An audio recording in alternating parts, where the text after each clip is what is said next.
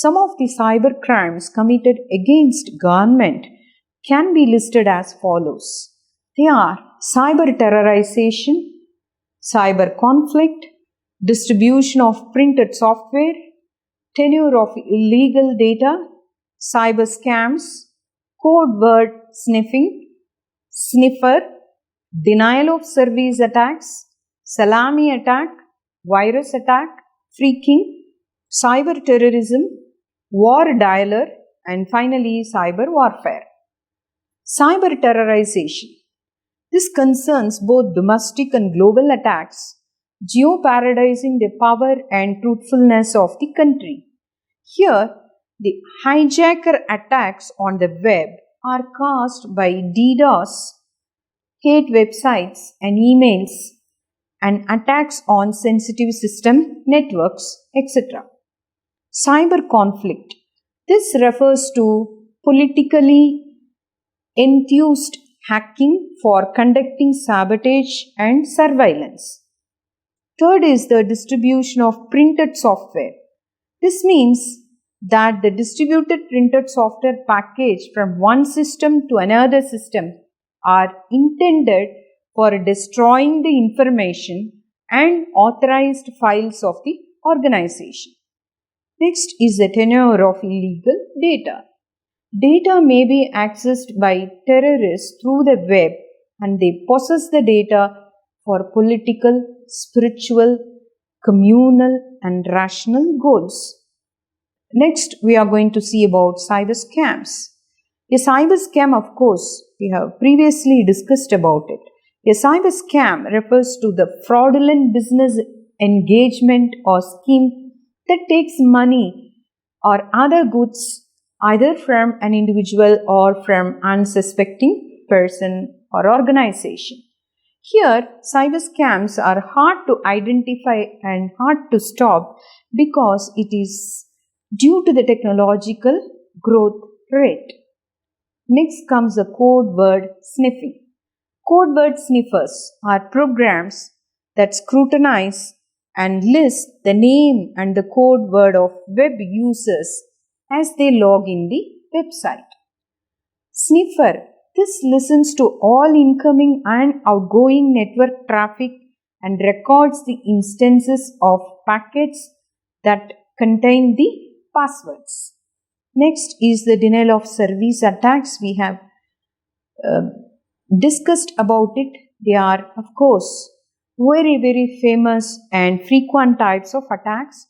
High-profile internet servers like bank servers, credit card payment gateways, cellular networks, and even root name servers, they are flooded with traffic.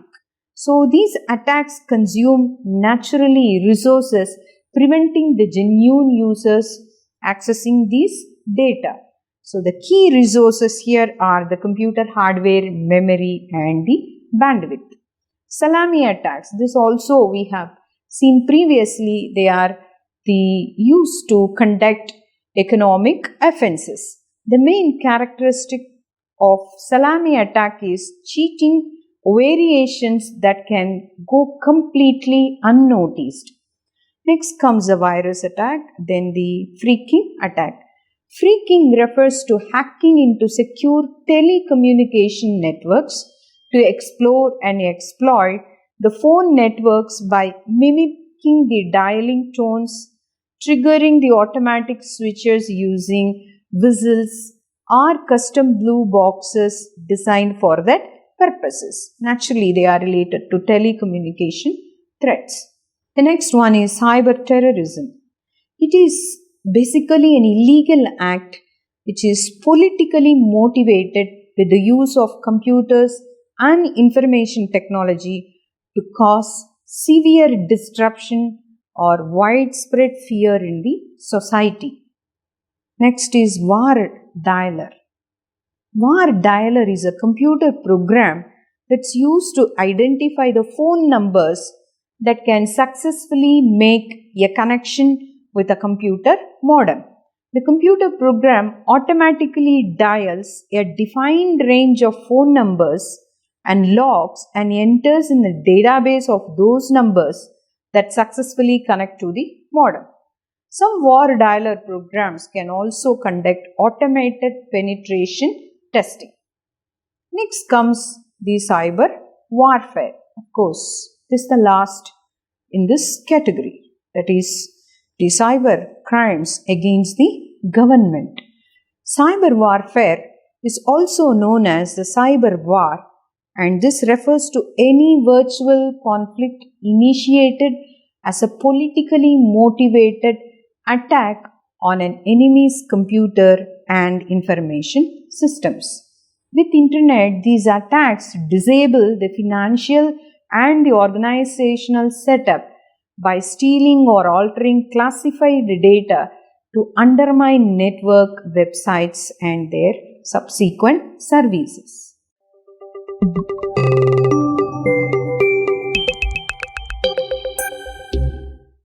An unauthorized act made with the plan of inflicting damage to the internet, of course, it has an effect on huge number of people, organization, and ultimately the society. Following are some of the cases. First, industrial spying. Second, cyber pornography. Third, drug trafficking. Fourth, online gambling. Fifth, financial crimes. Sixth, webjacking. Seventh, theft or misuse of service. Eighth, copyright violations. And finally, the ninth one is forgery or counterfeit documents. What is industrial spying? Industrial spying refers to illegal practice of investigating the competitors to gain business advantage. The target of that illegal investigation might be a trade secret such as certain product specification or formula or even information about their business strategies and plans. Cyber pornography. It's a very, very serious one, and in accordance with the Indian Constitution, pornography comes under the type of obscenity and it is liable for punishment according to law.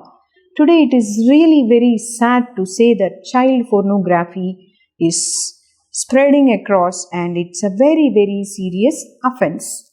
Contents processed using digital media by altering an image or video so that it appears to be a minor can be considered child pornography.